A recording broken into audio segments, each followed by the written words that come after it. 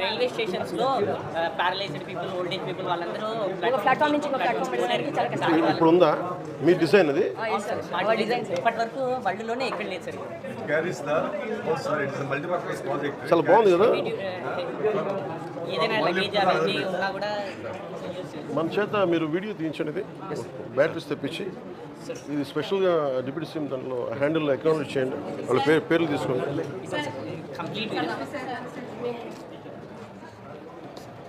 Complete ఇలా దీంట్లో కూడా రైల్వే స్టేషన్స్లో హై వోల్టేజ్ కరెంట్స్ అవన్నీ పాస్ అవుతుంటాయి సార్. దానికి సేఫ్టీ మెజర్స్గా మేము ఆ లిఫ్ట్ ఎలివేటర్ని ఫుట్పాత్ పైన ఉన్నట్టు డిజైన్ చేసుకున్నాం సార్. ఇంకా మీరు ఏ క్లాస్? మీరు 10th సార్. 9th క్లాస్లో ఉన్నప్పుడు చేసుకున్నాం.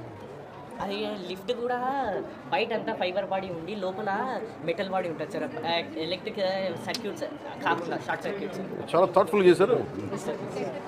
ఎంతమంది కలిపి చేశారు ఇది? మీ పేరు? ఇద్దరు టీచర్. మీ పేరు? ఇర్ఫాన్. మొహమ్మద్ ఇర్ఫాన్. వేద ఏ ఇర్ఫాన్ కమ్ నువ్వు ఓకే, నేను పంపిస్తాను. వాళ్ళు పంపిస్తాను. నువ్వు తీసుకో.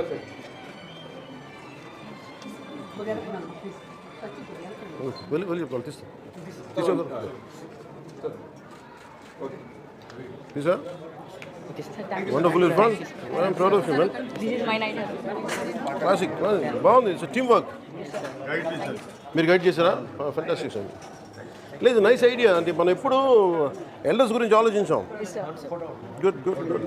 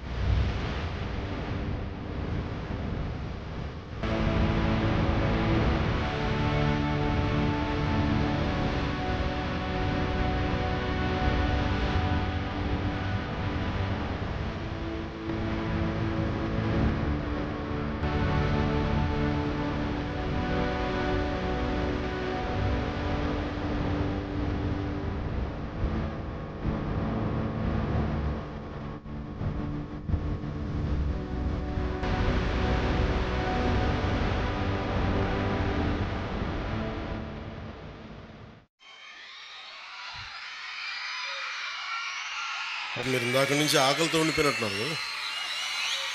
నా దగ్గరికి వచ్చేటప్పటికి మిట్ట మధ్యాహ్నం ఇచ్చారు. పాపం మీరందరూ ఆకలితో చాలా బాధపడుతున్నారు. క్షమించాలి పాపం.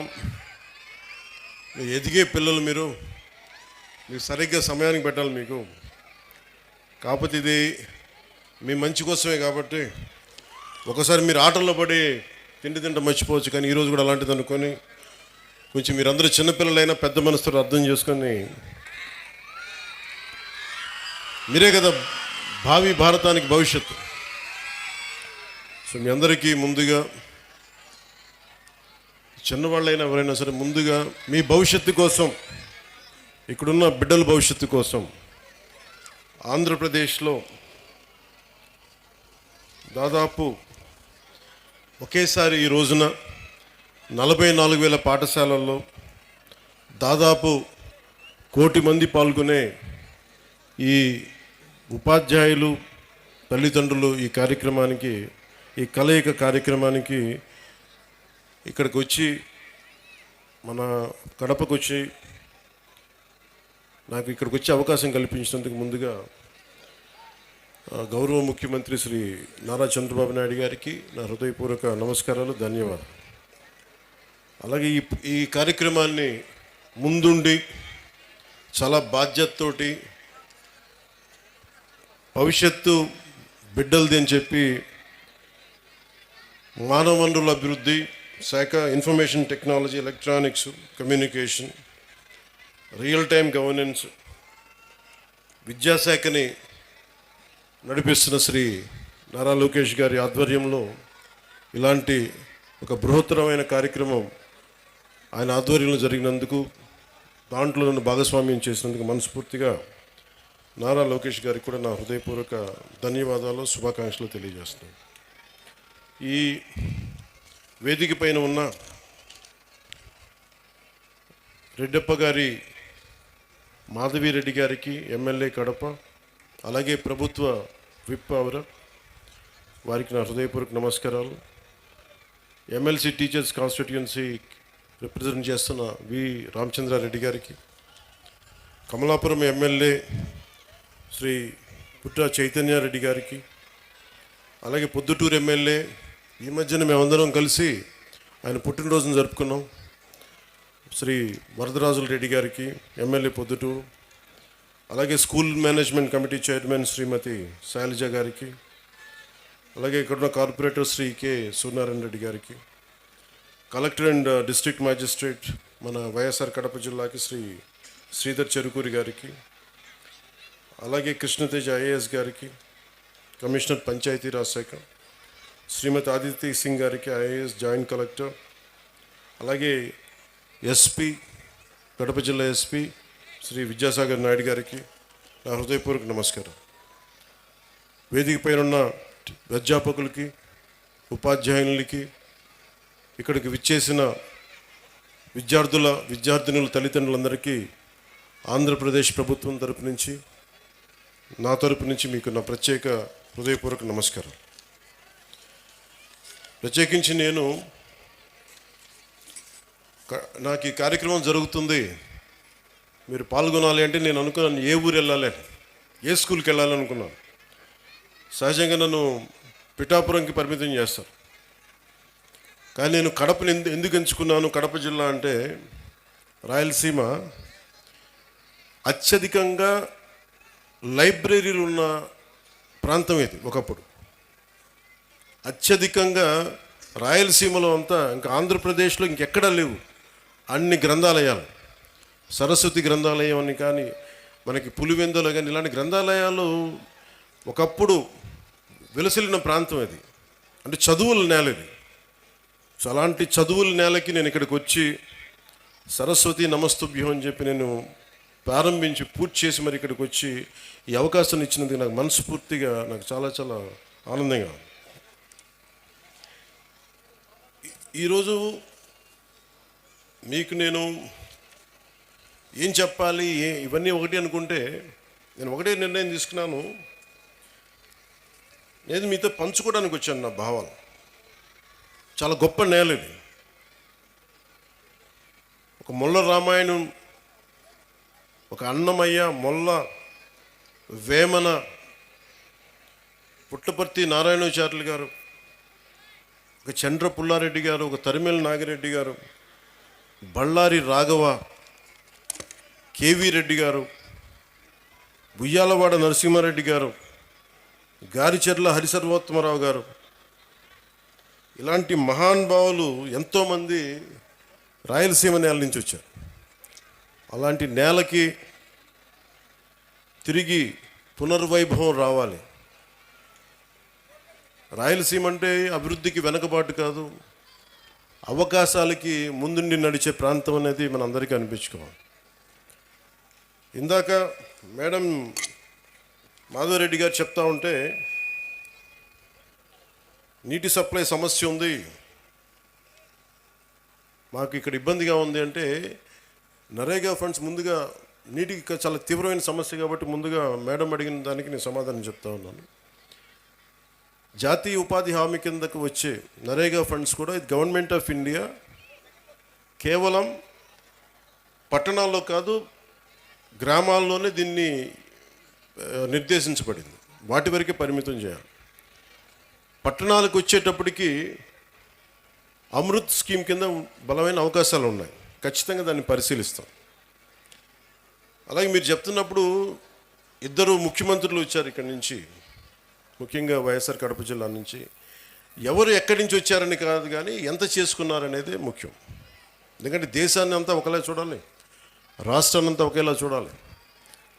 అంటే మీ దృష్టికి, మేడం దృష్టికి తీసుకొస్తుంది. ఉదాహరణకి 2014-19 సమయంలో నేను ఉద్దానం సమస్యను బయటికి తీసుకొస్తే ఆ రోజున గౌరవ ముఖ్యమంత్రి చంద్రబాబు నాయుడు గారు, అప్పుడు ముఖ్యమంత్రి, 61,80,00,000 రూపాయలు ఆ రోజున చేసి ఆ ఉద్దానం ప్రాజెక్ట్ని ముందుకు తీసుకెళ్లారు. అది గత ప్రభుత్వం దాన్ని పూర్తి చేసింది.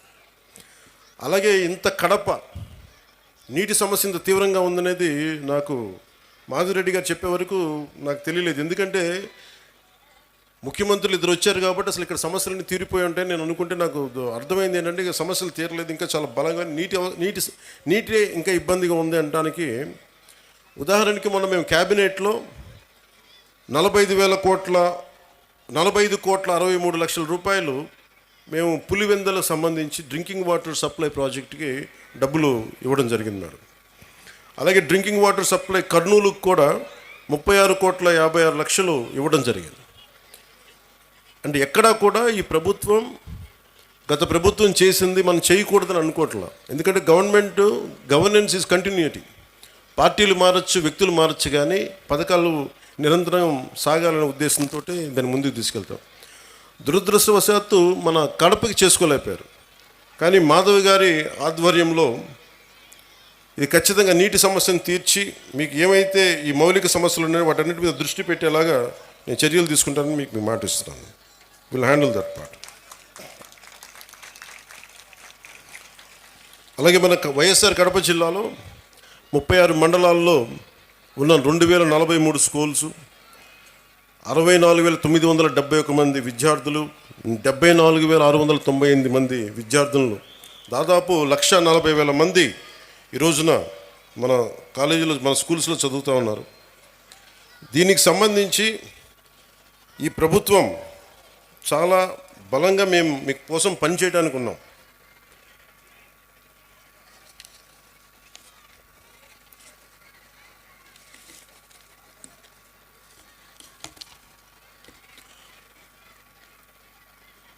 ఒక దేశం ఎంత అభివృద్ధిలో ఉంది అంటానికి హ్యూమన్ డెవలప్మెంట్ ఇండెక్స్ అని మనం ఉంటుంది. దాంట్లో ముఖ్యంగా వచ్చేది హెల్త్ ఒకటి, వాటర్, శానిటేషన్, ఎంత పౌష్టికాహారం ఉంది, క్యాలరీ ఇంటేక్, లిటరసీ, ఎడ్యుకేషన్, ముఖ్యంగా ప్రైమరీ, సెకండరీ, ఇవన్నీ ఎలా చెప్తామని. నిజంగా మనం సరైన సమాజాన్ని సరైన చదువు ఇవ్వలేకపోతే ఏం జరుగుద్ది అంటే అది ఎప్పుడూ అభివృద్ధి దిశగా వెళ్ళదు. అందుకని ఈ డెవలప్మెంట్ ఇండెక్స్ని బేస్ చేసుకొని ఏ ప్రభుత్వం కానీ ఏ దేశమైనా దీనికి ముందుకెళ్తుంది. అలాగే అందుకనే ఈ ప్రభుత్వం, నారా చంద్రబాబు నాయుడు గారి దీంట్లోని ఈ ప్రభుత్వం మీ భవిష్యత్తు కోసం చాలా బలంగా పనిచేస్తూ ఉన్నాం. దాంట్లో నాకు 3 అంశాలు మన అధికారులు, మన కలెక్టర్ గారు, ఎస్పీ గారు ప్రత్యేకించి చెప్పారు. 1, విద్యార్థుల భద్రత. 2, వాళ్ళకి సంబంధించిన ఈ మనకి విద్యార్థుల భద్రత. 2, మాదక ద్రవ్యాలు ఎక్కువైపోయినాయి. 3, సోషల్ మీడియాలో, అలాగే ఈ సోషల్ మీడియా ఎలా ఉంది అనేది. ఏదైనా సరే మనం ఎలా వాడుకునే దాన్ని బట్టే ఉంటుంది. ప్రభుత్వాలు కానీ, గత ప్రభుత్వాలు కానీ, ఎవరైనా సరే ట్యాబ్లెట్స్ కానీ, లేదంటే మనం కూర్చోబెట్టి సోషల్ మీడియాకి సంబంధించి ఐప్యాడ్స్ కానీ ఇచ్చారు అంటే అది మీ చదువుకు ఉపయోగపడతాయని, కానీ ఇది ఇంకొకలా వాడటానికని కదా, కష్టం, అది నాకు తెలుస్తుంది. కాకపోతే అది ఎంత మీరు నియంత్రించుకుంటారో, అందుకు తల్లిదండ్రులు చాలా పాత్ర వహించాలి దీంట్లో. మీ బాధ్యత చాలా ఉంటుంది దీంట్లో. అందుకని ఒకేసారి ఇండివిజువల్ టీచర్స్ కంటే కూడా ఇక్కడున్న విద్యార్థుల తల్లిదండ్రులకు కూడా నేను చెప్పేది ఏంటంటే, మీరు ఇక్కడున్న సమస్యల్ని మీరు కలెక్టివ్గా వచ్చే బలం వేరు. ఒకసారి తల్లిదండ్రులు మీకున్న ఇబ్బందులు కానీ, ఇందాక నేను ఒక 3 తరగతుల విద్యార్థులతో మాట్లాడుతుంటే చాలా సమస్యలు నా దృష్టికి తీసుకొచ్చారు. ముఖ్యంగా ఆడపిల్లలు, మేము క్రికెట్ టీం ఉన్నాం, మేము 12 మంది, మాకు టైం ఇవ్వట్లేదు, మాకు ఆడుకోవడానికి సరిపోవట్లేదు మాకు. కెరీర్గా మేము స్పోర్ట్స్గా మేము అభివృద్ధి చెందాలి క్రికెట్లో అంటే నెట్స్ బాయ్స్కి ఇస్తారు కానీ మాకు అమ్మాయిలకి ఇవ్వట్లేదు అనే దృష్టి ఉంది. ఆ దృష్టికి తీసుకొచ్చారు. అలాగే ఇవన్నీ కూడా మీరు కూర్చొని మాట్లాడితేనే తెలుస్తాయి. ఒక్కోసారి ఇంకొంతమంది విద్యార్థులు, కొంతమంది అధ్యాపకులు మమ్మల్ని కొన్ని సందర్భాల్లో మాకు పాఠాలు సరిగ్గా చెప్పట్లేదు, కొన్నిసార్లు చేయి చేసుకున్నారు, చేతిలో ఏదుంటే దాంతో కొడుతున్నారు. నేను వాళ్ళకి ఏం చెప్పానంటే, మొన్న ఈ మధ్యన రాయచోట్లో కూడా ఒక ఇన్సిడెంట్ జరిగింది. ఆ క్లాస్ టీచర్ ఇజాజ్ అహ్మద్ గారు అనుకుంటా, ఆయన ఏదో విద్యార్థులు గొడవ చేస్తుంటే ఆయన ఒక దెబ్బ వేస్తే ఆ విద్యార్థులను తిరగబడి ఆయన గుండెల మీద కొడితే ఆయన చనిపోయారు. సో అధ్యాపకులకు ఎంత బాధ్యత ఉందో విద్యార్థులకు కూడా అంతే బాధ్యత ఉంది. మీరు డిసిప్లైన్డ్గా ఉంటే మీకు బలం ఎక్కువ ఉంటుంది. మీ తల్లిదండ్రులకు మీరు చెప్పండి. మీ తల్లిదండ్రులు ఒకళ్ళ అధ్యాపకులు కానీ ఎవరైనా సరే, పెద్దలు, స్కూల్ నడిపే పెద్దలు ఎవరైనా తప్పు చేస్తే మీరు దృష్టికి తీసుకొస్తే ఖచ్చితంగా దాన్ని సరిదిద్దుకుంటారు. దానికంటే ముందుగా మీరు కూడా చాలా బాధ్యతగా ఉండాల్సిన అవసరం ఉంది. అలాగే మనం చదువు అనేది ఆబ్జెక్టివ్ ఆఫ్ ఎనీ ఎడ్యుకేషన్. ఉద్యోగాలు సంపాదించడానికి, ఆర్థిక స్తోమత పెంచుకోవడానికే కాదు, జ్ఞానం పెంపొందించుకోవడానికి కూడా. ఇది నాకు ఇష్టమైన నాని పాల్కేవాలా గారు చెప్పింది. ఇండియాని తిరిగి రీడిఫైన్ చేయాలి 21st సెంచరీకి అని చెప్పి 1985లో ఆయన మాట్లాడింది. ఒక 7 అంశాల మీద మాట్లాడారు. 1 national identity, 2 law and order, 3 family, 4 education, 5 constitutional integrity, 6 socialism, 7 socially responsible business అని. నేషనల్ ఐడెంటిటీ అనే దానికి పదానికి ఏంటంటే, మనందరం ఏదో కులంలో పుట్టాలి, ఏదో ఒక ప్రాంతంలో పుట్టాలి, కానీ మనందరం భారతీయులు అని మర్చిపోకూడదు. మన నేషనల్ ఐడెంటిటీ చాలా చాలా కీలకం. అలాగే లా అండ్ ఆర్డర్కి మనం సహకరించాలి. ఇందాక ఎస్పీ గారు చెప్తా ఉంటే, మన కళ్ళ ముందు తప్పు జరుగుతున్నా, ఇప్పుడు గర్ల్ చైల్డ్ ప్రొటెక్షన్, ఆడబిడ్డ, నేను మీకు చాలాసార్లు విద్యార్థులు కూడా చెప్తా ఉంటాను. సుగాలి ప్రీతి అనే ఒక పాప, 14 ఏళ్ల బిడ్డ, స్కూల్కి వెళ్ళి, అమ్మ నేను స్కూల్కి వెళ్తున్నాను, తిరిగి వస్తానని చెప్పి వెళ్తే ఆ బిడ్డ ఇప్పుడు ఇంటికి రాలా, స్కూల్లో చనిపోయింది. ఫ్యాన్కి ఉరేసుకొని చనిపోయింది. దాని మీద ఈ రోజు వరకు యాక్షన్ తీసుకోవడానికి చేస్తామంటే, ఇప్పుడు ఈ మధ్యన మన కొత్త ప్రభుత్వం వచ్చిన తర్వాత దాని మీద యాక్షన్ ఇనిషియేట్ చేస్తా ఉన్నాం. అంటే మీకు ఆడబిడ్డల భద్రత అంత కీలకం. అందుకని మాధవిరెడ్డి గారు చెప్పినట్టుగా ఇలాంటి సమస్యలు ఏదైనా ఉంటే ప్రతి స్కూల్లో కెమెరాస్ ఉండాలి. అలాంటి ప్రతిపాదన గౌరవ ముఖ్యమంత్రి గారు కూడా ఆలోచిస్తూ ఉన్నారు. అందుకని దాన్ని ఆడబిడ్డల భద్రత కోసమే కాకుండా ఎలాంటి సమస్యలు ఉన్నా కానీ ఉత్పన్నం కాకుండా ముందుగానే పట్టుకోవడానికి కెమెరాస్ ఉండాలి. సో దాన్ని కూడా మేము దృష్టిలో పెట్టుకుంటా ఉన్నాం. అలాగే ఫ్యామిలీకి సంబంధించిందాక మాట్లాడితే, ఒకటి ఎంతమంది బిడ్డలు ఉన్నారని కాదు, కానీ ఎంతమందిని మనం బాగా చూసుకుంటున్నాం అనేది.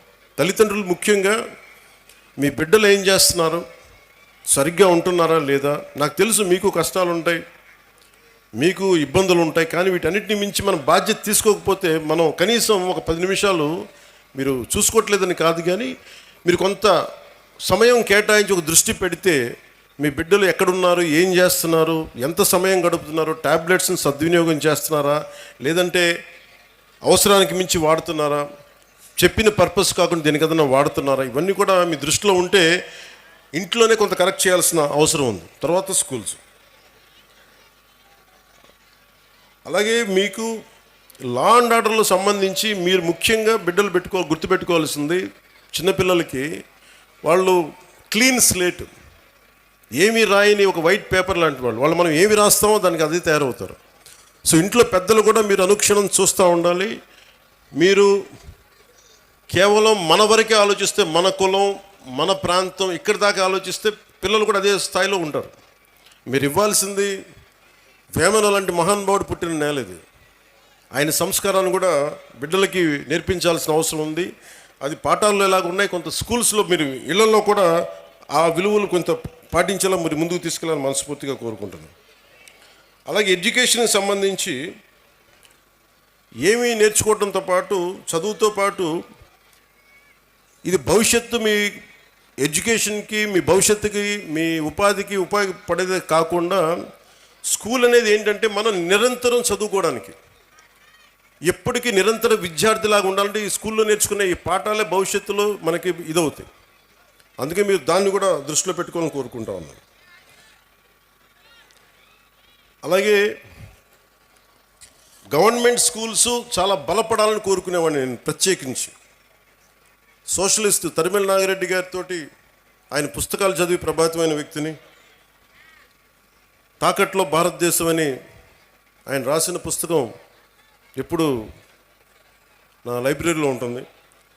అలాంటి వ్యక్తులు, మహానుభావులు చెప్పింది, గాంధీ గారి దగ్గర నుంచి ప్రతి ఒక్కరు చెప్పింది సోషల్లీ రెస్పాన్సిబుల్ బిజినెస్ అని. కానీ మన స్కూల్స్ ఇవి ముఖ్యంగా గవర్నమెంట్ స్కూల్స్లో మనకు ఆ పాసిబిలిటీ ఉంది. మొన్న ఈ మధ్య నేను పిఠాపురం కూడా చాలామందిని పంపించాను, మా అధికారి యంత్రాంగాన్ని, మా పేషీలు కూడా ముఖ్యులను పంపించాను. గవర్నమెంట్ స్కూల్స్ని కార్పొరేట్ స్కూల్స్తో సమానంగా ఫెసిలిటీస్ కావాలి అంటే మీకు ఎక్స్ట్రా డబ్బులు అవసరం లేదు. మీకు కేంద్ర ప్రభుత్వం నుంచి చాలా నిధులు ఉన్నాయి, మీకు చాలా స్కీమ్స్ ఉన్నాయి.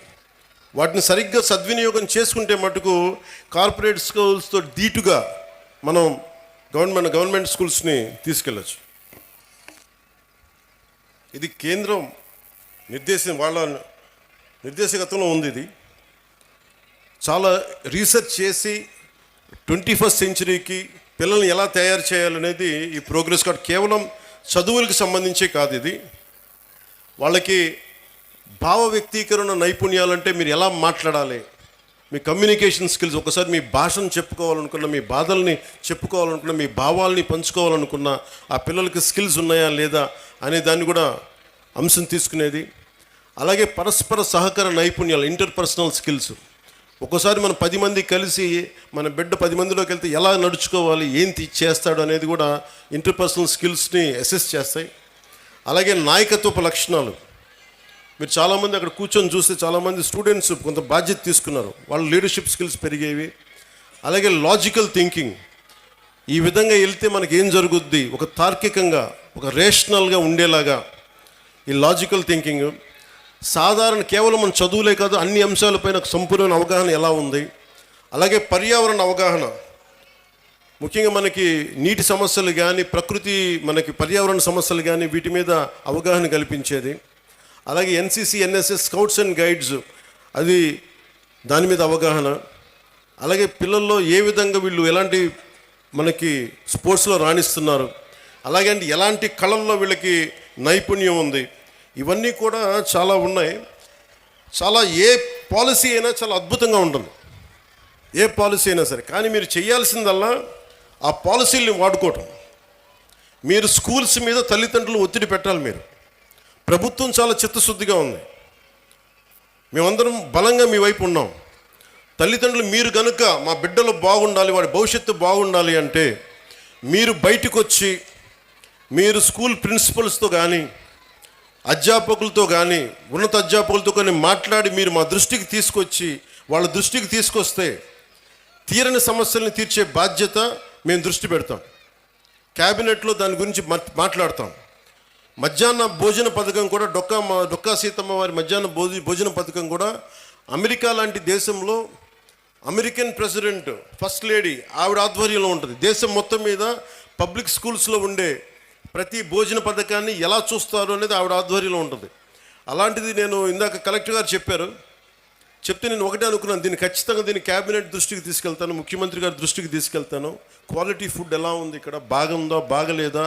ఎందుకంటే చాలా చోట్ల మన గ్రామీణ ప్రాంతాల్లో కానీ, మన విద్యార్థుల్లో కానీ బలం లేదు శరీరంలో. దేహదారుడి వయసు 14 ఏళ్ళు ఉన్నా, 16 ఏళ్ళు ఉన్నా, 12 ఏళ్ల పిల్లల్లాగా ఉన్నారు. వాళ్ళకి దేహదారుఢ్యం లేదంటే సరైన పోషక పదార్థాలు లేవు. అందుకని ఇవన్నీ ఉండేలా ఏం చేయాలి అనేది ఒకసారి ఇంకొంచెం లోతుగా అధ్యయనం చేసి, కేవలం ఒక పూట భోజనం ఏదో కార్బోహైడ్రేట్స్ పెట్టేది అన్నం వీటితో కాకుండా బలంగా ఏం పెట్టాలి అనేది దాని మీద కొంచెం లోతుగా అధ్యయనం జరగాలి. అమెరికాలో ఎలా అయితే ఫస్ట్ లేడీ చూశారో ఇక్కడ క్యాబినెట్ చూడాలని నేను కోరుకుంటా ఉన్నాను. ప్రతి స్కూల్లో ఏ సందర్భంలో పోషకాహార పదార్థం ఎంత బాగుందని దీన్ని కూడా దృష్టిలో పెడతానని చెప్పి మీకు ఈ సందర్భంలో మీకు తెలియజేసుకుంటా ఉన్నాను. అలాగే మీ బిడ్డలు డ్రగ్స్ ఎలా ఉన్నాయి నాకు నిజంగా చాలా ఆశ్చర్యంగా ఉంటుంది. డ్రగ్స్ ఈ స్థాయికి వెళ్ళిపోయినాయా? పిల్లలకి ఆమె చిన్నప్పుడు ఎప్పుడు వినేవాడిని నేను. అది ఒక దేశాన్ని చంపేయడం అంటే మత్తు మందుకి అలవాటు చేస్తే దేశం చచ్చిపోతుంది. మీకు ఓపియం వార్ తెలుసు, మీరు చిన్నప్పుడు మీరు పాఠాల్లో ఉంటాయి మీకు. చైనా ఓపియం వార్స్, అందరికీ మత్తు మందులు అలవాటు చేస్తే వాళ్ళకి తిరగబడే శక్తి పోద్ది, ఆలోచించే శక్తి పోద్ది. అందుకని మనం ఇది ఎవరన్నా సరే ప్రణాళికతో చేస్తున్నారా, ఇది ఎవరైనా ప్రణాళికతో చేస్తున్నారా లేదంటే ఇది యాక్సిడెంట్గా జరుగుతుందని ఒకసారి దీని మీద దృష్టి పెడతాం.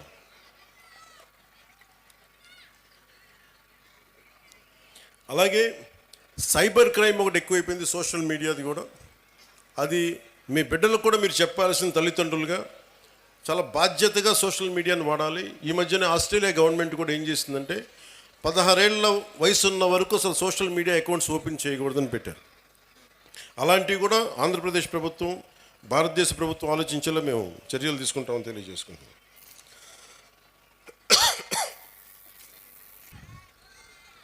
సినిమాలు మీరు ఇందాక నా పేరు అరుస్తూ ఉంటే ఒకటే చెప్తాను, మీకు హీరోలు అనేవాళ్ళు ముఖ్యంగా విద్యార్థులు చెప్తున్నా, నాకు అధ్యాపకుల మీద నాకు చాలా గౌరవం, నాకు చాలా చాలా గౌరవం అధ్యాపకుల మీద. మీరు ఊహించుకోండి, మీ అమ్మా నాన్న ఇంట్లో ఉన్న 2-3 బిడ్డల్ని రోజు చూసుకోవాలంటేనే ఎంత కష్టపడతారు. అలాంటిది పాప అధ్యాపకులు ఒక్కొక్క సెక్షన్కి 30 మంది విద్యార్థులు, 40 మంది విద్యార్థులు, 20 మంది అందరినీ కూర్చొని ఎంత ఒత్తిడి తీసుకుంటారు అధ్యాపకులు. అందుకని అధ్యాపకులకి మనం చాలా సహకరించాలి. చాలా కష్టం అధ్యాపక వృద్ధి. ఈ దేశం బాగుండాలి అంటే కాంట్రాక్టర్లకు కాదు మనం పెట్టాల్సింది డబ్బులు, అధ్యాపకుల మీద పెట్టుబడి పెట్టాలి. అధ్యాపకులను కనుక నిజంగా కనుక బడ్జెట్ పెంచితే, అధ్యాపకుల మీద కనుక పెట్టుబడి పెడితే, వాళ్ళకు కనుక నిజంగా విలువలతో ఉన్న అధ్యాపకుల్ని బయటికి తీసుకెళ్తే ఈ దేశం చాలా అత్యంత అద్భుతంగా ఉంటుంది. అందుకని అధ్యాపక వృత్తి హయ్యెస్ట్ పెయిడ్ జాబ్ అవ్వాలని నా కోరిక. ఆ రోజు జరుగుద్దా నాకు తెలియదు, కానీ నా ప్రయత్నం నాకు చేస్తాను. ఎందుకంటే నాకు చిన్నప్పుడు టీచర్స్ నాకు నేర్పించిన పాఠాలే. ఒక టీచర్ నాకు దేశభక్తి గురించి చెప్తే, ఇంకో టీచర్ నాకు సైన్స్ గురించి చెప్పారు. ఒక్కొక్క టీచర్ సరిగ్గా ఉంటే మనకి ఆ సబ్జెక్ట్ మీద ప్రేమ వచ్చేస్తుంది. సో టీచర్స్ కూడా నా విన్నపం, నాకు తెలుసు మీకు ఎంత కష్టాలు ఉంటాయో. మీరు నలిగిపోతూ ఉంటారు, పిల్లల్ని చెప్పి అలిసిపోయి ఈ పిల్లల్ని కూర్చోబెట్టినప్పుడు 5 మంది లెగుస్తూ ఉంటారు, మీరు అలిసిపోతారు. పోషకాహారం మీకు కూడా కావాలి. నిజంగా నాకు అదే అనిపిస్తుంది, ఎందుకంటే అలిసి నేను సభల్లో మాట్లాడుతూ గొంతు అవిసిపోతూ ఉంటుంది నాకు. సో పోషకాహారం పిల్లలకే కాదు మీకు కూడా కావాలి. మీకు కూడా వైటమిన్ డెఫిషియన్సీ ఉందా, మీకు కూడా ఒకసారి వైటమిన్ డెఫిషియన్సీ ఉంటే విసుగు వచ్చేస్తుంది. సో అది కూడా చూడాలని నేను కోరుకుంటా ఉన్నాను. Highest paid job should be for teachers. ఈ దేశం బాగుండాలి. ఎందుకంటే మీరు సరైన టీచర్ ఒక్కళ్ళు దొరికితే దేశం తాలూకు దిశానిర్దేశాన్ని మార్చేస్తారు. నాకు ఒకే ఒక టీచర్ చెప్పాడు, ఇప్పుడు 9th-లోనో 10th-లోనో నాకు తెలుగు పాఠం చెప్పాడు. ఆ తెలుగు పాఠం ఒకటి దేశభక్తి గురించి చెప్పాడు, చంద్రశేఖర్ ఆజాద్ గురించి చెప్పాడు, భగత్ సింగ్ గురించి చెప్పాడు. నాకు దేశానికి ఏదైనా చెయ్యాలని ప్రేరణ కలిగింది ఒక 9th-లో 10th-లో ఇచ్చిన ఒక టీచర్.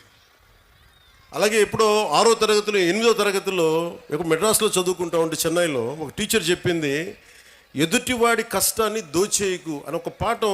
అది డైరెక్ట్గా ఉండదు, కానీ గుర్రం జాషువా గారు రాసింది ఫిరదౌసి పాఠం చెప్పాడు నాకు. మాట ఇచ్చి నా గురించి నువ్వు నా కోసం శ్రమ కూర్చి రాయి అని ఇచ్చిన తర్వాత ఆ రాజు ఫిరదౌసికి డబ్బులు ఇవ్వడం.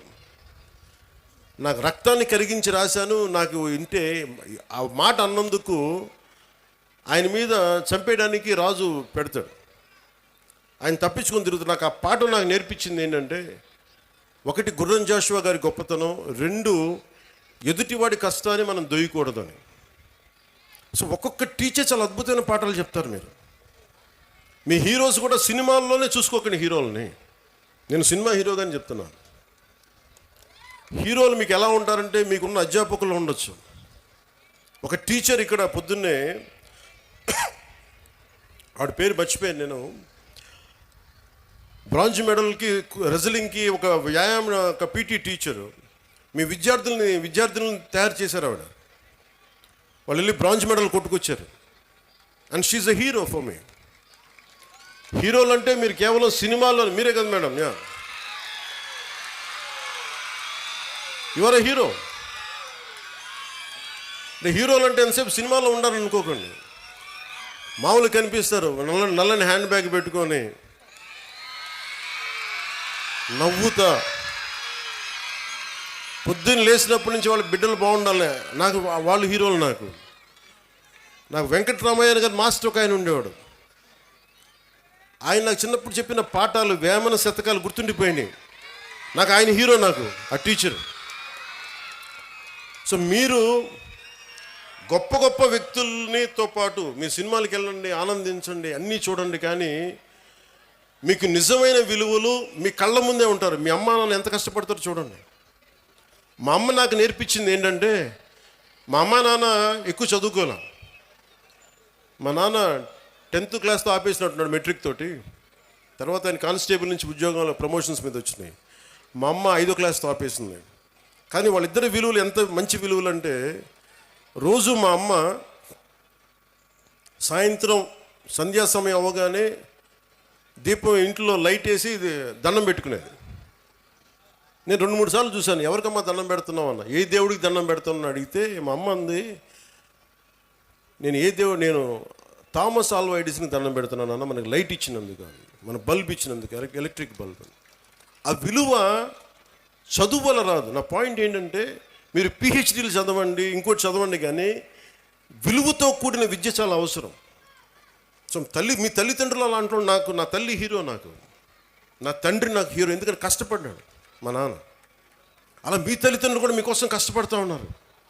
విద్యార్థులు మీరు మీరు చూడాలి.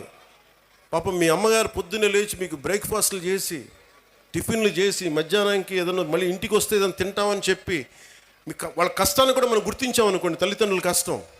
వాళ్ళ చిన్నపాటి బరువు తగ్గిస్తే చాలు. ఇంటికి వెళ్ళి స్కూల్కి వచ్చి మన అధ్యాపకులకు చిన్నపాటి బరువును తగ్గిస్తే చాలు, మనం చాలా ఎదుగుతాం. అలాగే మీరు, నా కోరిక అంతా ఏంటంటే, మీరు అద్భుతంగా అవ్వాలి. 21వ శతాబ్దం మీది. మీరు ఎవరిని ఆచరిస్తారు, ఎవరిని చూస్తారు, మీరు వాళ్ళ తయారవుతారు. మీరు ఎంతసేపు సోషల్ మీడియాలో ఏమి చూస్తారో మీరు అదే అవుతారు. గుర్తుపెట్టుకోండి, యద్భావం తద్భవతి. మీరు ఎలా ఆలోచిస్తారో మీరు అలాగే తయారవుతారు. మీరు ఒక ఐన్స్టైన్ లాగా అవ్వాలనుకుంటే మీరు ఐన్స్టైన్ అవుతారు. లేదు, మీకు ఇష్టమైన ఒక వ్యక్తిని, ఎంత స్థాయి ఉందో నాకు తెలియదు, అతలా తయారవుతారు. కానీ విలువలు పాటించే వ్యక్తుల్ని మీరు ఆదర్శంగా తీసుకుంటే తప్ప మీకు మంచిది కాదు. నేను ఎప్పుడు కూడా నాకు చాలామంది సినిమా హీరోలు నాకు చాలా ఇష్టం. కానీ నేను తీసుకున్న హీరో నా టీచర్స్, నా హీరోలు. ఒక స్పోర్ట్స్ పర్సన్, ఒక వనజీవి రామయ్య, లేదంటే ఒక దశరథ్ మాంజీ. వాళ్ళు నడిస్తే రికార్డింగ్లు ఉండవు. నా సినిమాలు వేసినప్పుడు నేను నడిస్తే వెనకాల రికార్డింగ్లు ఉంటాయి. గెడ్డం ఉంచుకున్న సింహంలో డైలాగులు చెప్తే రికార్డింగ్లు ఉంటాయి. కానీ నిజమైన హీరోలకి రికార్డింగ్లు ఉండవు. కార్గిల్లో మన కోసం చచ్చిపోయిన హీరోలకి రికార్డింగ్స్ ఉండవు.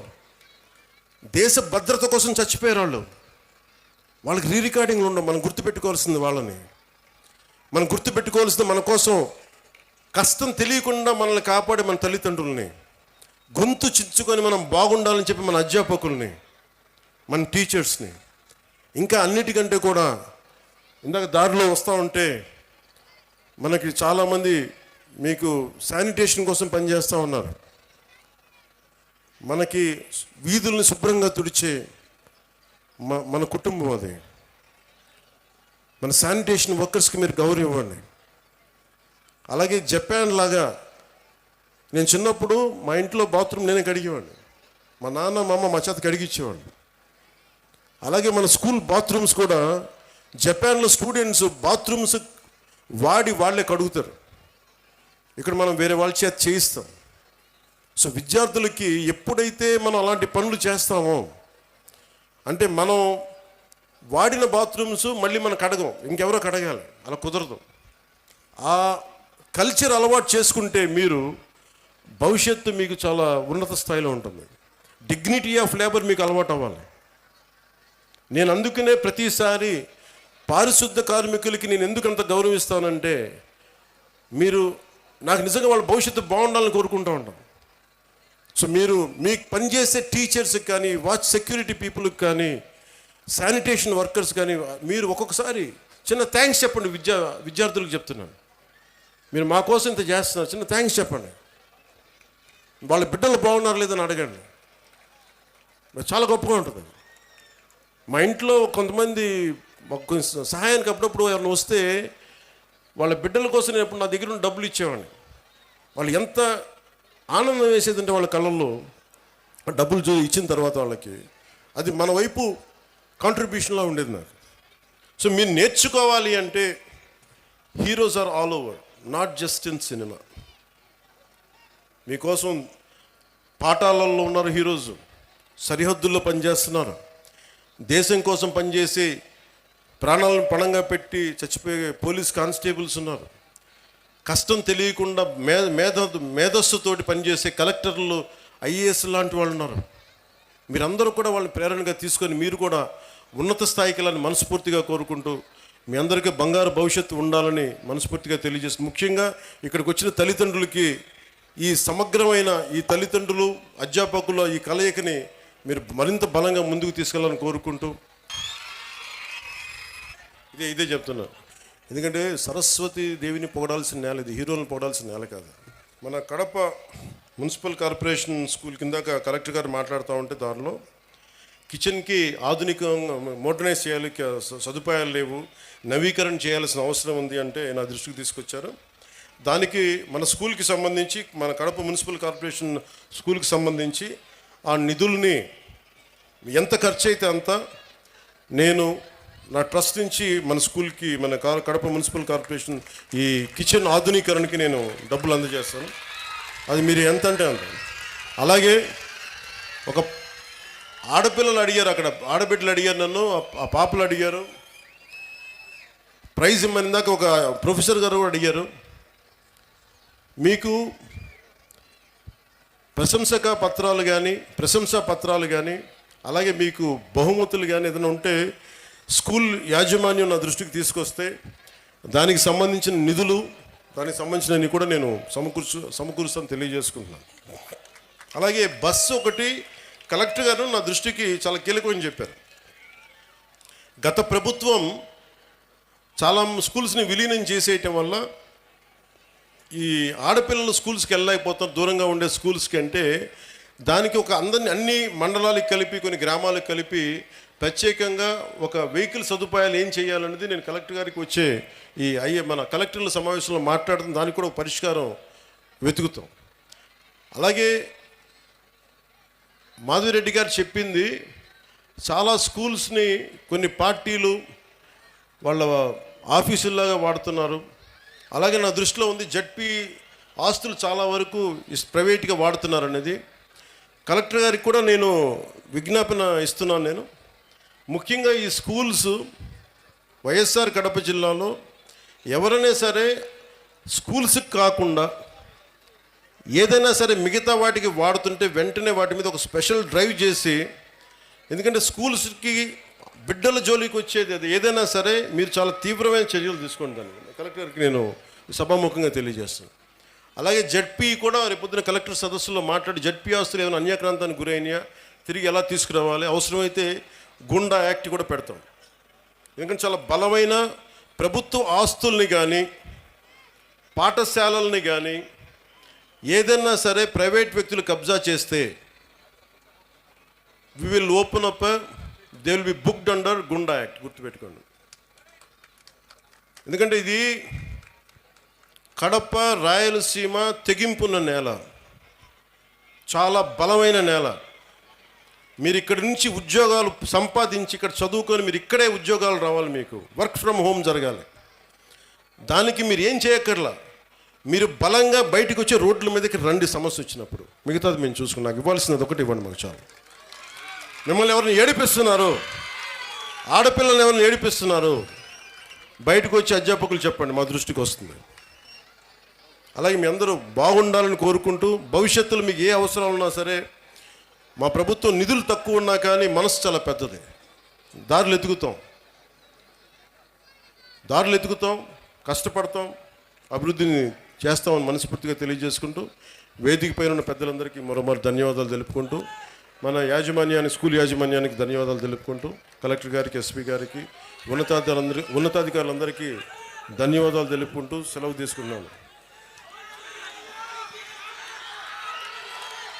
జై ఆంధ్ర, జై హింద్.